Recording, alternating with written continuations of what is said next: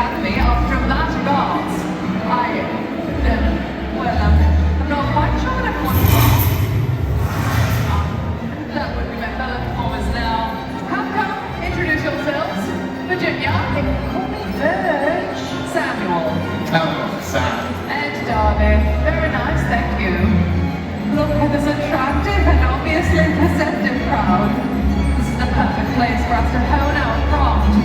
Let's finish getting ready. Let's. We're ready. As I was saying, on behalf of Order, the Wizarding Academy of Dramatic Arts, we present to you the Tales of Beetle the Bard.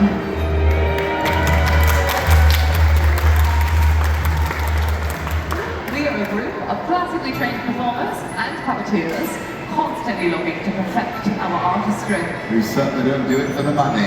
Absolutely not. We do not accept payment. This is about art. Ladies and gentlemen, the Wizarding world is filled with tales of courage, friendship, explosion! What? I meant love. And some of the most famous of those tales come from a man who lived over 500 years ago. His name has been largely and one of the most luxuriant beers. Samuel! I hardly think that they care about his beard. His luxuriant beard. Truth be told, a wager around Gringotts all sat with galleons. There was not a child raised in the Wizarding world today who doesn't know about the tales of Beedle the Bard. Yeah, what about the warlocks, Harry Hall? The Wizard and the Hollypop. Rabbity. And cackling stuff. Are you both quite finished? I would like to continue before my patience runs out. Would you look at that, Virg? What's that, Sam? It's Beckett's patience. Running out. Sorry. Let's do what we came here to do. What's that? Right. Theatre. Princess. Well? What story are we telling? Got it.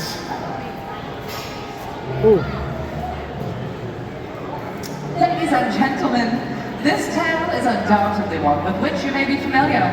It concerns the fortunes of three brothers. Wait. What is it now? Rather than the brothers, I don't get to do it. I'm always, You can be the second brother, but be careful. I'm always careful. My fellow witches and wizards. Everyone ready? We now present to you the tale of the three brothers.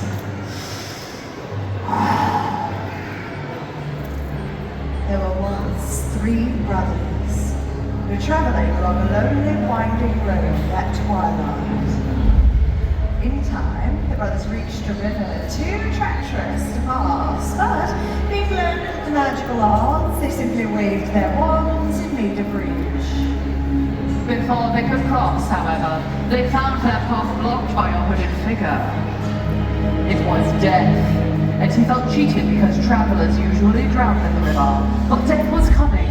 He pretended to congratulate the three brothers upon their magic, and said that each had earned a prize for having been clever enough to evade him.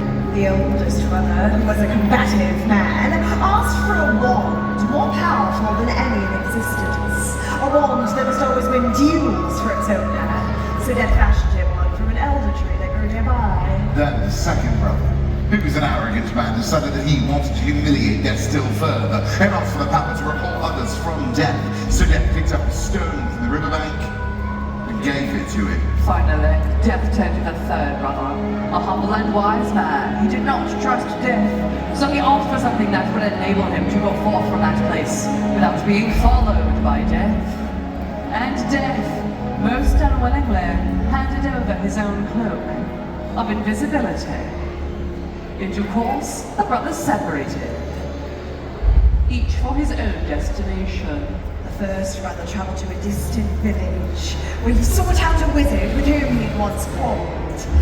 Naturally, with the elder one as his weapon, he could not fail to win the duel that followed. Leaving his enemy upon the floor, the oldest brother proceeded to an inn, where he boasted loudly of the powerful wand he had snatched from Death himself.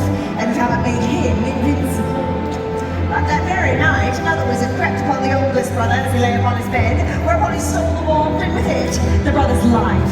So Death took the first brother for his own. Meanwhile, the second brother took the stone that had the power to recall the dead and turned it thrice and hand.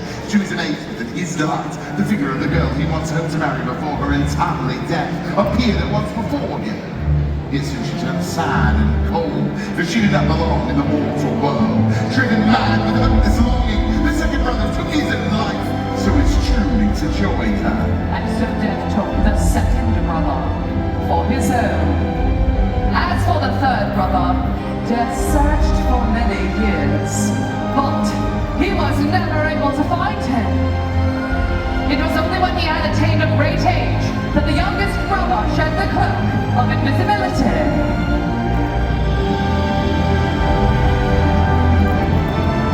And gave it to his son.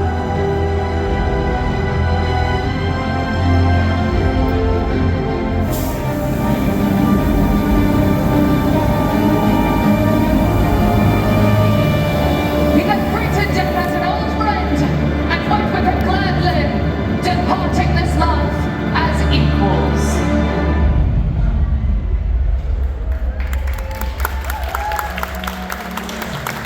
Ladies and gentlemen, the Wizarding World is filled with tales of courage, Gallantry. Friendship. and love. Bravo, Darby. And now, I'd like to perform a short monologue. That was wonderful, Darby, but perhaps we should reserve your theatrical stylings for our next show. We must be off. Until next time.